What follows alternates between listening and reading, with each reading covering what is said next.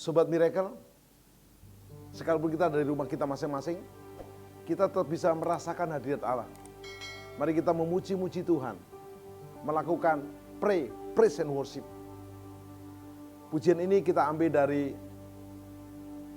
Yesaya pasal 40 ayat 31. Tetapi orang-orang yang menantikan Tuhan akan mendapat kekuatan baru. Mereka akan berjalan, berlari, terbang tanpa letih dan lesu. Karena terbang bersama Tuhan. Firman Tuhan pelita bagi kaki dan hidup kita. Yes, tepuk tangan bersama-sama. Yes. Yes.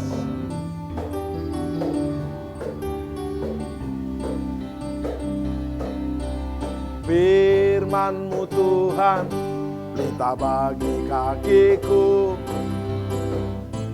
Janji-Mu terang bagi jalan-jalanku.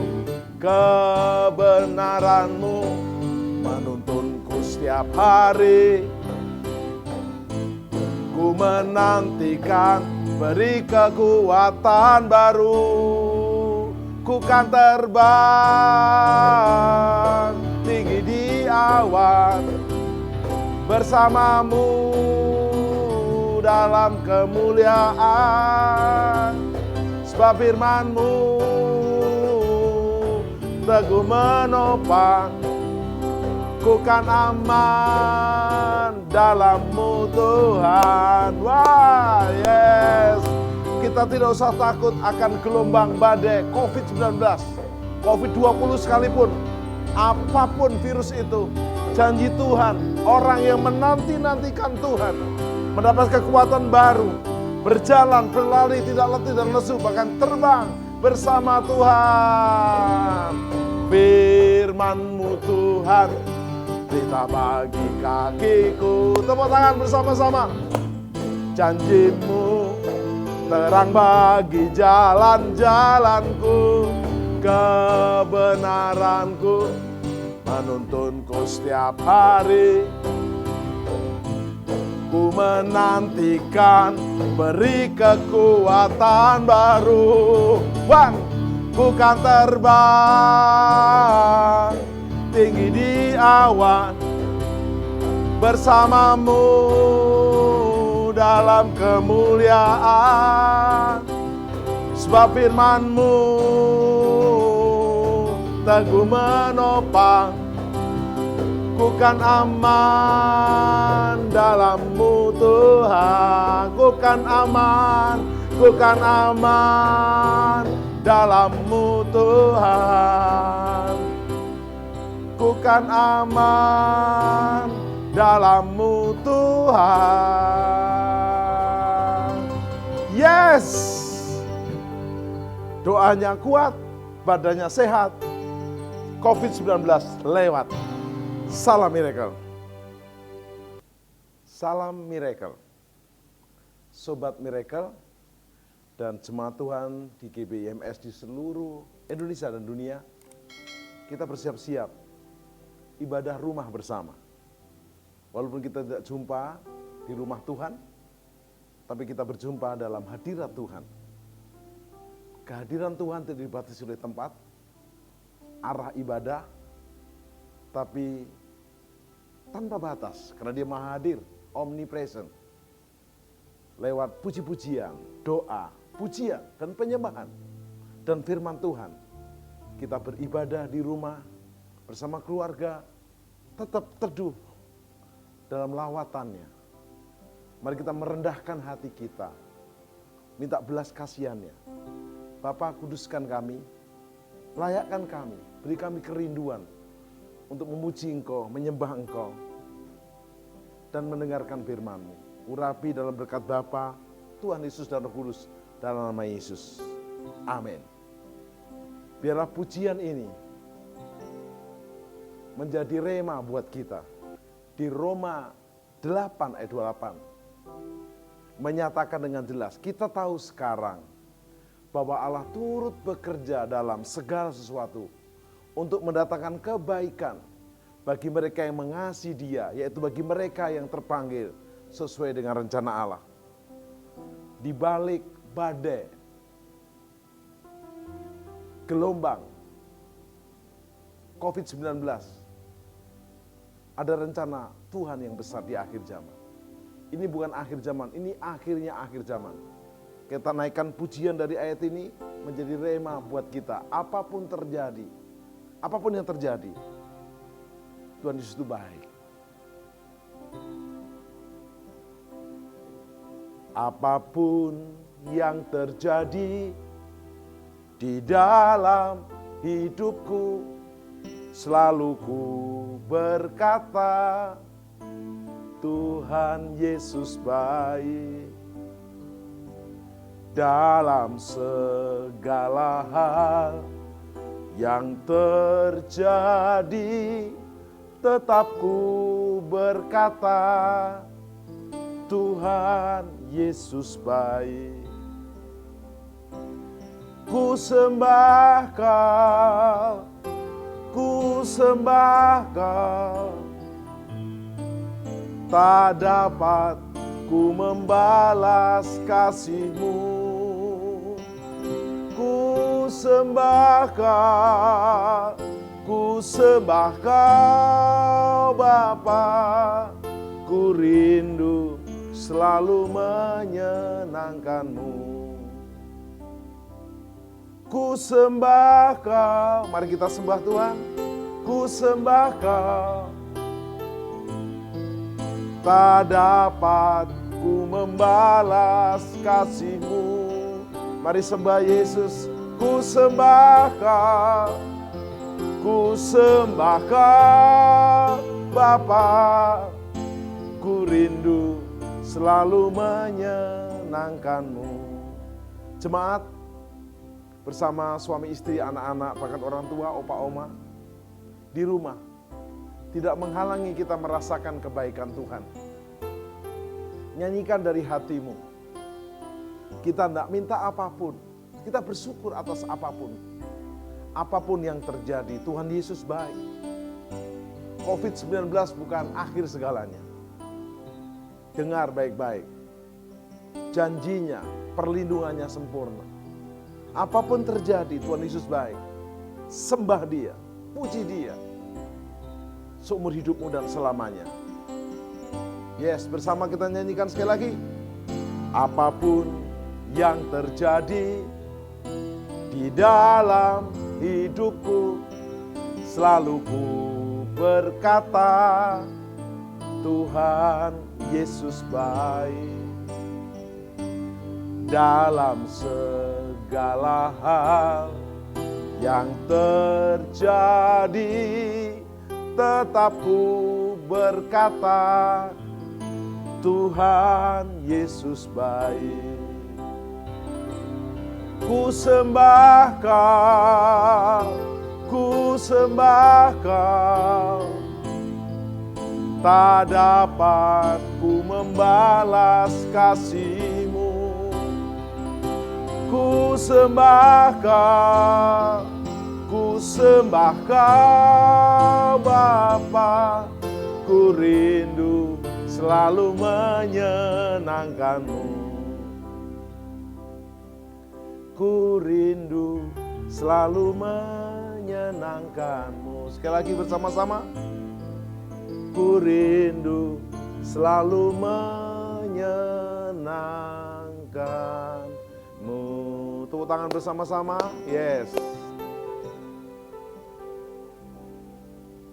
Sobat Miracle, sahabat-sahabat Tuhan yang mengikuti program ini, di rumah kita tetap bisa belajar firman-Nya. Pada kesempatan kali ini kita akan belajar sampah virus di kitab Bilangan. Kalau kita telah belajar di pelajaran sebelumnya tentang sampah virus di kitab Keluaran, di kitab Imamat, kita sekarang belajar sampah virus di kitab Bilangan. Sampah virus di kitab Bilangan adalah kutuk karena pemberontakan umat. Sampah virus, penyakit, epidemi yang mematikan itu karena terkutuk karena pemberontakan. Mungkin Anda berkata, Pak kok ngeri banget? Nggak ngeri, tenang. Ini hanya untuk yang berontak. Kalau kita nggak berontak, kenapa takut? Justru kita belajar untuk terus tidak berontak. Dan kita akan baca nats kita dari kitab Bilangan 14 ayat 12. Aku akan memukul mereka dengan penyakit sampar dan melenyapkan mereka.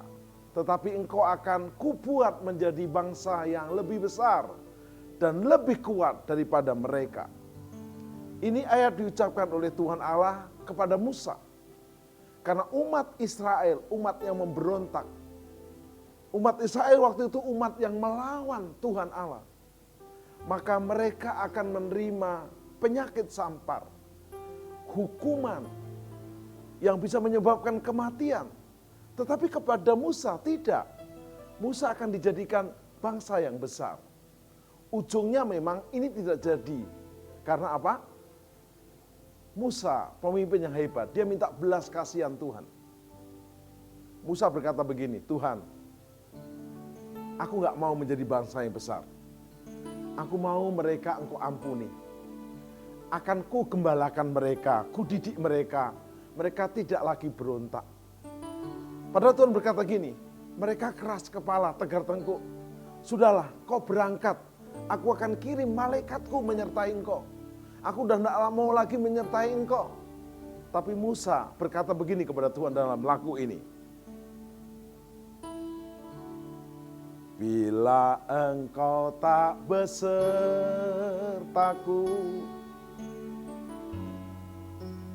ku tak mau berjalan. Ku perlu Tuhan, pimpin langkahku dengan kasih karuniamu. Pimpin langkahku setiap waktu, berjalan dalam roh-Mu. Nyatakan Tuhan kemuliaan-Mu dan berjalanlah denganku. Nyatakan Tuhan kemuliaan-Mu dan berjalanlah denganku. Sobat Miracle, Musa pemimpin yang luar biasa. Akhirnya Tuhan mengurungkan hukumannya. Tuhan tetap menyertai Musa ke tanah perjanjian. Umatnya tidak jadi dibinasakan. Tetapi ini tetap menjadi pelajaran buat kita. COVID-19 ini nggak seberapa dibanding dengan sampar yang menghukum umat Israel. Sampar di kitab 2 Samuel saja karena dosa Daud, seorang raja, 70.000 orang meninggal. Dalam 3 hari. Itu berapa banyak rumah sakit yang menangani, berapa kuburan massal yang harus disiapkan. COVID-19 belum seberapa. Tapi kenapa ketakutannya begitu hebat? Paniknya begitu hebat, paranoidnya begitu hebat. Karena media. Belum ada hoax-hoax yang menambahi tambah serunya. Beberapa orang ditangkap karena memang salah untuk memforward, salah untuk share. Kita lebih baik men-share firman Tuhan. Men-share hadirat Tuhan. Apa itu sampar virus di kitab Bilangan? Penyakit yang melenyapkan nyawa karena hukuman. Aduh, ngeri banget. Penyakit yang melenyapkan nyawa karena hukuman. Wow. Di Alkitab, hukuman ini terjadi karena pemberontakan umat Israel di Bilangan 14. Mereka harusnya nurut, ikut, tapi mereka berontak. Pemberontakan dimulai di Taman Eden. Tuhan berkata kepada Adam dan Hawa, tentunya ke Adam lebih dulu, dan Hawa belum ada waktu itu, Adam, semua buah di taman ini boleh dimakan. Tapi tentang buah yang di tengah itu, buah pengetahuan baik dan jahat, jangan dimakan, Dam. Kalau kau makan, kau akan mati. Adam oke dengar. Hawa diciptakan, mungkin komunikasi Adam ke Hawa tidak bagus. Setan datang di Kejadian pasal 3, membujuk Hawa. Hawa terbujuk. Adam ikutan. Bujukannya sangat ngeri. Memberontak kepada Tuhan. Kalau kamu makan buah itu, buah pengetahuan baik dan jahat, kamu nggak mati. Kamu jadi seperti Tuhan. Loh, apa artinya? Manusia mau jadi seperti yang diciptakannya. Kamu akan punya pengetahuan baik dan jahat. Kamu jadi seperti Tuhan. Ini sebuah pemberontakan. Bukan makan buahnya yang salah. Tujuannya pengen jadi seperti Tuhan, memberontak. Disinilah mereka dibuang dari Taman Eden ke Taman Edan. Dan manusia makin edan semuanya. Waktu Kejadian pasal 6, waktu Bahtera Nuh, hukuman air bah, manusia juga berontak. Di kitab Bilangan 14 ini, umat Israel memberontak. Apa saja pemberontakan bangsa Israel? Ingat, jangan langsung marah, ini contoh dari umat Israel. Kalau toh ada yang menyinggung saudara dan saya, tidak usah marah. Memang ini terus untuk menyinggung saudara. Supaya kita tidak menerima hukuman sampar virus yang sama. Yang pertama adalah umat Israel memberontak kepada Tuhan Allah. Bilangan 14 ayat 3. Mengapakah Tuhan membawa kami ke negeri ini supaya kami tewas oleh pedang dan istri anak-anak kami menjadi tawanan musuh? Bukankah lebih baik kami pulang ke Mesir? Ini pemberontakan yang sangat tidak sopan, kurang asem. Tepatnya kurang ajar, mohon maaf. Bangsa Israel dijajah, diperbudak 430 tahun di Mesir. Untuk keluar Fir'aun tidak mengizinkan. Dikasih tulahlah Fir'aun dan Mesir. Laut kosong terbelah. Dari batu keluar air. Dari langit turun roti. Namanya mana? Bosan roti dikasih burung puyuh. Pakaiannya, sepatunya tidak rusak.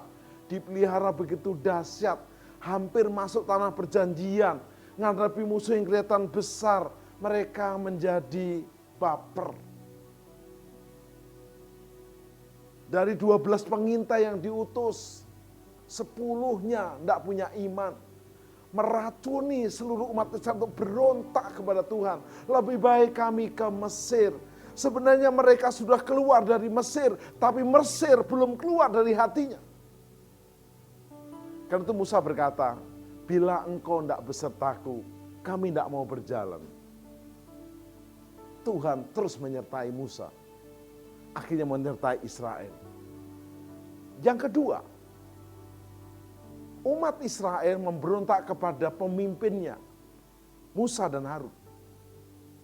Bilangan 14 ayat 2. Bersungut-sungutlah semua orang Israel. Ngeri banget, saudara. Yang keluar dari Mesir ke tanah perjanjian, itu 600 kepala keluarga. Kalau satu kepala keluarga punya istri satu dan anak satu, berarti 3 orang. 3 orang kali 600 ribu, 1,8 juta. Kalau ada anaknya 2, bisa 2 juta umat Israel. Semuanya bersungut-sungut. Sebenarnya manusia tidak punya sungut sih, tapi karena suka bersungut-sungut, itulah istilah yang jelek. Ngomel, komplain kepada Musa dan Harun. Dan segenap umat itu berkata kepada Musa dan Harun, sekiranya kami mati di tanah Mesir atau di padang gurun ini, lebih oke daripada kami menghadapi musuh yang tidak mungkin kami kalahkan. Bodoh banget, ini tinggal finish terakhir. Kalau yang lalu-lalu Tuhan tolong, hari ini dan kemudian juga akan Tuhan tolong. Coba Anda tes, pernah sudah disembuhkan Tuhan? Hari ini pun disembuhkan Tuhan. Pernah lolos dari virus yang lain? Hari pun akan lolos dari virus 19. COVID-19 ini bukan ancaman yang menghabisi semuanya. Hanya beberapa yang dipanggil Tuhan. mati karena memang sudah umur, sudah lanjut dan ada penyakit bawaan sebelumnya. Tetapi ingat, kita tidak boleh mati karena ketakutan, paranoid, over. Vitaminnya kebanyakan, ginjalnya rusak. Stres, darah tingginya naik, gulanya naik, semuanya naik. Gagal ginjal, gagal jantung, gagal hidup. Yang ketiga, umat Israel berontak kepada otoritas di atasnya, kepada Kaleb dan Yosua. Sementara 10 pengintai itu omong kosong dan melemahkan bangsa Israel sehingga memberontak, Yosua dan Kaleb, 2 pengintai yang punya iman berkata, stop. Memang musuhnya kuat-kuat, tapi Tuhan kita lebih kuat. Memang tantangannya enggak sedikit, tapi Tuhan pasti tolong. Ingat, kemenangan pasti diperoleh karena perjuangan. Tidak mungkin hidup ini tanpa tantangan. Tuhan tidak berjanji hidup kita tanpa tantangan. Tuhan tidak berjanji langit selalu biru. Tapi Tuhan memberi kekuatan dan kemenangan. Yes, kita naikkan pujian ini. Tuhan tak pernah janji langit selalu biru, tetapi Dia berjanji selalu menyertai. Tuhan tak pernah janji jalan selalu rata, tetapi Dia berjanji berikan kekuatan. Jangan pernah menyerah, jangan berputus asa. Mujizat Tuhan ada saat hati menyembah. Jangan pernah menyerah, jangan berputus asa. Mujizat Tuhan ada bagi yang setia dan percaya. Katakan yes. Sobat Miracle, ingat janji Tuhan tidak pernah tidak digenapi. Waktu umat Israel melawan Tuhan, melawan pemimpinnya, melawan pemimpin di atas otoritasnya. Pertama melawan Tuhan, kedua Musa dan Harun. Ketiga ini Kaleb dan Yosua. Waktu Kaleb dan Yosua menenangkan, bisa. Pasti Tuhan sertai kita, kita menang. Tapi respon mereka apa? Ayat 10, pasal yang 14, bilangan 14 ayat 10. Lalu segenap umat itu mengancam hendak melontari kedua orang itu dengan batu. Tetapi tampaklah kemuliaan Tuhan di kemah pertemuan kepada semua orang. Hadirat Allah turun. Kemuliaan Allah nyata. Sehingga orang gentar. Tuhan hadir. Keren. Bapak Ibu Saudara, jangan pernah menyerah sebelum berjuang. Kemenangan tidak kita terima cuma-cuma, kita harus berjuang. Tetapi ingat, Yesus telah berjuang dan menang. Yesus pun harus berdoa di Taman Getsemani, kalau boleh lalukan cawan ini daripadaku. Tapi bukan kehendakku yang jadi, kehendakmu yang jadi. Dan Yesus mati, dikubur, seolah-olah kalah. Hari ketika Dia bangkit, kebangkitannya membangkitkan kita semua. Pada kesempatan ini kita akan belajar. Ada 4 langkah untuk saya dan saudara. Supaya punya hati yang tidak mudah berontak. Semua orang tanpa diberi kursus bisa memberontak. Bukan hanya memberontak kepada Tuhan. Memberontak kepada orang tua, guru, pemerintah, otoritas di atasnya. Dan itu mencelakakan kita. Kenapa kita ibadah di rumah? Bukan kita takut, bukan. Kita bijaksana. Kita tunduk pada otoritas pemerintah. Toh tidak dilarang seterusnya. Hanya 2 minggu untuk mengalahkan, memutuskan siklus daripada COVID-19 ini. Jangan takut. Kita bijaksana. Jangan merasa lebih lemah. Enggak. 4 langkah saya dan saudara untuk tidak memberontak. Nomor 1, menyadari bahwa ada otoritas di atas kita. Manusia itu terbatas, selalu ada di atasnya. Walaupun kau bos, ada bos lagi, big boss namanya. Wah, ada big boss, ada super big boss. Ada kopral, ada kapten, ada letnan, kolonel, sampai jenderal, bintang 1, 2, 3, 4. Selalu langit, di atas langit ada langit. Presiden paling tinggi, benar. Tapi ada rakyat yang memilih. 5 tahun lagi gak sungguh-sungguh, periode kedua gak diangkat. Hanya Tuhanlah yang paling tinggi. Jangan merasa hebat, merasa power, merasa paling berhenti. Harus menyadari ada otoritas di atas kita. Mari saudara, kita baca Ibrani 13 ayat 17. Taatilah pemimpin-pemimpinmu dan tunduklah kepada mereka. Sebab mereka berjaga-jaga atas jiwamu sebagai orang-orang yang harus bertanggung jawab. Dengan jalan itu mereka akan melaksanakannya dengan gembira. Bukan dengan sakit hati. Bukan dengan keluh kesah. Tapi itu membawa keuntungan buat kita. Keren banget. Bapak ibu saudara, di atas kita ada pemimpin, sadari itu. Jangan kebablasan. Saya gembala, di atas saya ada gembala lagi, gembala pembina.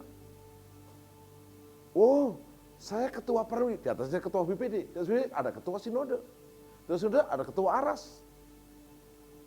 Selalu ada orang di atas kita, terlebih Tuhan yang membawai kita semua. Hormati Tuhan, ada otoritas di atas kita. Yang kedua, menghormati pemimpin. Seperti yang kita lihat dalam kisah Daud. Sebenarnya Daud punya kesempatan untuk membunuh Saul. Dia punya peluang membunuh Daud dengan para pahlawannya, pejuangnya bisa mengalahkan Saul. Waktu itu Saul mengejar Daud di Gua En-Gedi dan Saul tertidur. Saul lagi tidak waspada, sedang mohon maaf, BAB, bisa diselesaikan dengan segera. Tapi Daud berkata, jangan mengusik orang yang diurapi. Saul sebagai pemimpinnya raja, meskipun Saul menginginkan kematiannya Daud, Daud tidak membunuhnya. Karena apa? Menghormati pemimpin. Akhirnya Saul memang mati bukan karena Daud. Karena perang melawan Filistin. Yang tertulis di 1 Samuel 24 ayat 11. Ketahuilah pada hari ini matamu sendiri melihat bahwa Tuhan sekarang menyerahkan engkau ke dalam tanganku. Wow, keren. Tetapi aku gak lakukan itu. Aku merasa sayang kepadamu karena pikirku aku tidak akan menjamah Tuanku. Sebab engkau adalah orang yang diurapi. Daud menghormati pemimpin di atasnya. Yang ketiga, tidak mengeraskan hati. Siap kalau dibentuk dan didisiplin. Kalau saya salah, saya mau dibentuk. Saya mau didisiplin. Ibrani 3:15, tetapi apabila pernah dikatakan pada hari ini, jika kamu mendengar suaranya, jangan keraskan hatimu. Seperti dalam kegeraman, lembutkan dirimu. Dan yang keempat, terakhir, memiliki hati hamba. Filipi 2:6 berkata, Yesus teladan kita, hendaklah kamu, ayat 5, dalam hidupmu bersama menaruh pikiran dan perasaan seperti Kristus. Walaupun dia dalam rupa Allah, ayat 6, tidak menganggap kesetaraannya dengan Allah. Itu menjadi milik yang harus dipertahankan. Melainkan dia telah mengosongkan dirinya dan mengambil rupa seorang hamba dan menjadi sama dengan manusia. Yesus telah mengkenosiskan dirinya, mengosongkan, menghampakan, menjadi hamba. Kalau dia saja Yesus datang sebagai hamba yang melayani, apalagi kita. Milikilah hati hamba, saya ini hamba.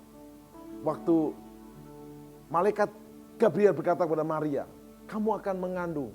Yes, sesungguhnya saya hamba. Lain sama Herodes, saya bos, saya raja, matilah Herodes. Pastikan hari ini Anda menaikkan pujian ini menjadi iman kita. Ku tak membawa apapun juga saat ku datang ke dunia. Ku tinggal semua, ku tinggal semua. Pada akhirnya saat ku kembali ke surga, inilah yang ku punya, hati sebagai hamba yang mau taat dan setia padamu Bapa.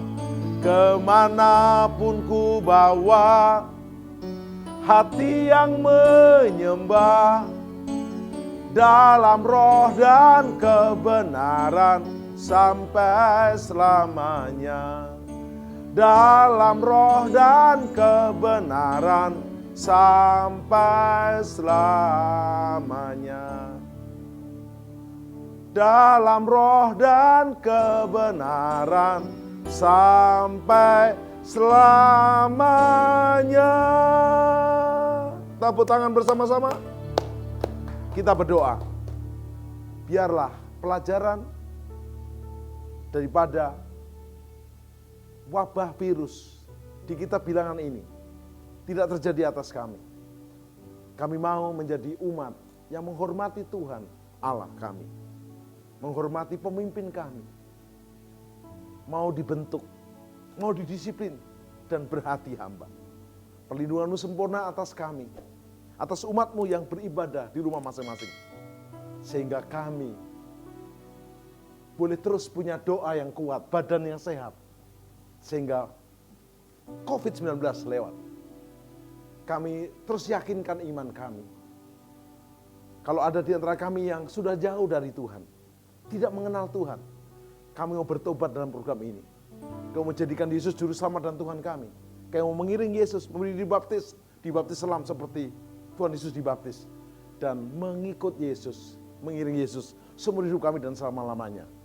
Berkat dari Allah Bapa, Tuhan Yesus dan Roh Kudus menyertai kita semua. Mulai hari ini, sampai Yesus datang di awan permai menjemput kita di awan-awan. Bahkan sampai selama-lamanya, kita dan seisi rumah kita. Dalam nama Yesus, yang percaya katakan amin. Amin. Salam miracle.